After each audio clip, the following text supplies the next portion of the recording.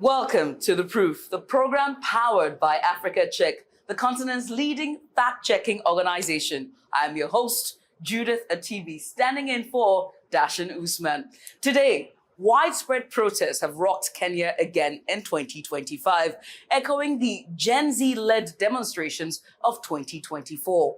While the world watches, the information space is under siege, with misleading claims and fabricated content gaining traction online. Today, we fact-check some of the most viral stories making the rounds during the turbulent period in Kenya's history. Let's break it all down in this episode. Welcome to The Proof. Grace Gichuhi, Africa Check researcher, joins me today. Grace, it's good to have you here. My pleasure. Let's get started, shall we? Now, in Kenya, it's been a tough week with the demonstrations. Could you tell us what triggered the most recent wave of protests in Kenya? The latest protests, largely led by the Gen Z Kenyans, were reignited by a combination of deepening economic hardship and allegations of police brutality. The immediate spark was the death of blogger and teacher Albert Ojwang in police custody, followed by the point-blank shooting of a 22-year-old street vendor Boniface Karaoke during a protest. These incidents have brought back memories of the 2024 tax protests and reignited the public's call for justice, accountability, and reform. What's the significance of Gen Z generation in this protest movement? Kenya's Gen Z population have become the face and voice of resistance. They're using platforms like TikTok, X, Instagram to organize, mobilize, and amplify messages. The protest hashtags were hashtag Ruto must go, which has been revitalized, and a new slogan, hashtag Syrian in numbers, meaning the secret is numbers, is being used to urge a massive turnout. Their digital savvy approach is transforming the way civic action unfolds in Kenya. Now, to some of the misinformation that has surfaced during the protests, a Taifa Leo newspaper front page with the headline Syrian in numbers has gone viral. Is it true or is it real? No, the front page is fabricated.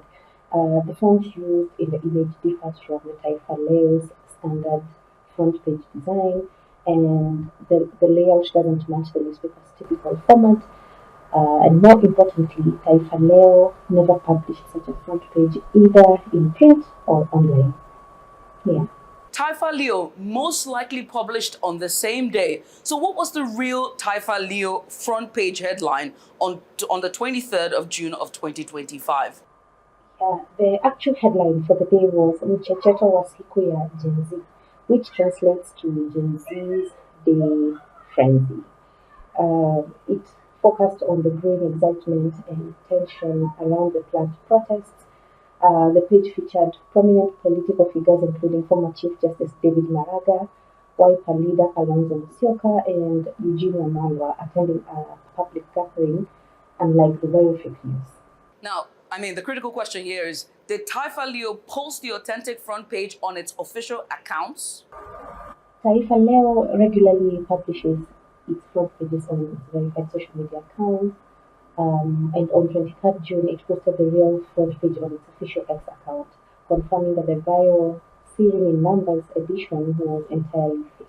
Grace, another claim that is making the round is that Trump said, and I'm going to quote, Ruto is stealing and killing Kenyans, end quote. Did he actually say that? No, the video is digitally manipulated. It uses real visuals from a 2017 NBC interview with Trump titled One-on-One with President Trump. But the audio has been edited using AI-generated voice cloning, and this technique, often called a cheap fake, adds fabricated dialogue to a real footage to deceive viewers. Let's go on a break, shall we, Grace? When we return, we'll look at the video of Trump in detail, as well as other claims related to the protest. As always, stay with us. This is The Proof, powered by Africa Check. Today, we're looking into some of the claims that surfaced during widespread protests that have rocked Kenya again in 2025, echoing the Gen Z-led demonstrations of 2024. Africa Check has flagged a number of fake or misleading claims that have circulated during this time. Africa Check's Grace Gichuhi is still with us. Now, Grace, how was the fake Trump video identified as a manipulation? We used reverse image search to trace the original video to NBC's archives. While the video content matched the original interview, the audio did not. Lip movement analysis also showed that the fake audio didn't perfectly align with Trump's mouth, confirming that it was dubbed. AI tools now make this kind of manipulation easy, but also easier to detect with the right tools.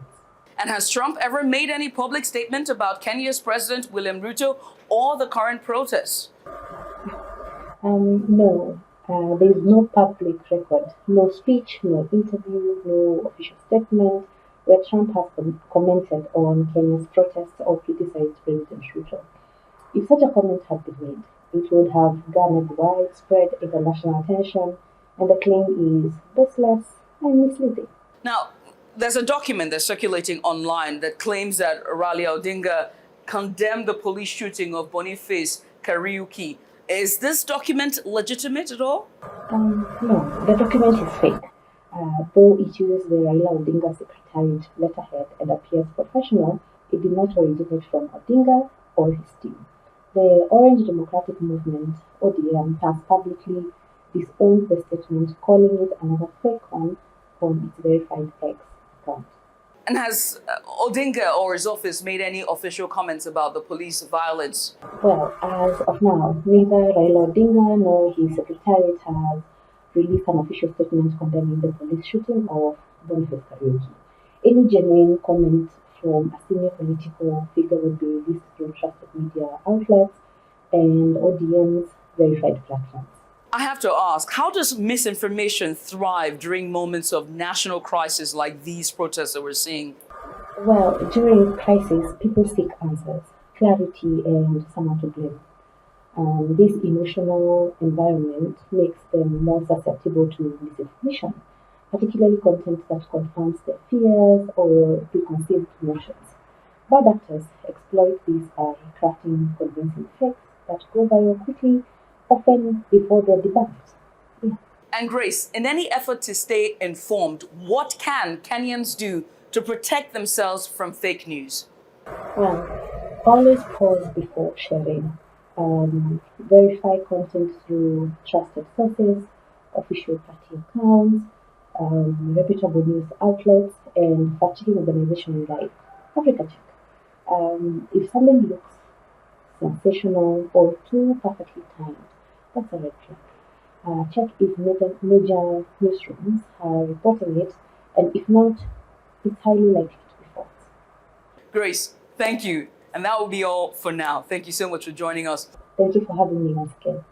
And that's it for this episode of The Proof, powered by Africa Check. If you have comments or a claim you want us to fact check, tweet at AfricaCheck_NG. Follow News Central on our social media platforms. We're at News Central TV. And you can also check out our website. It's www.newscentral.africa. Until I come away next time, stay vigilant and stay informed. I am Judith Atibi, standing in for Dashan Usman. Bye for now.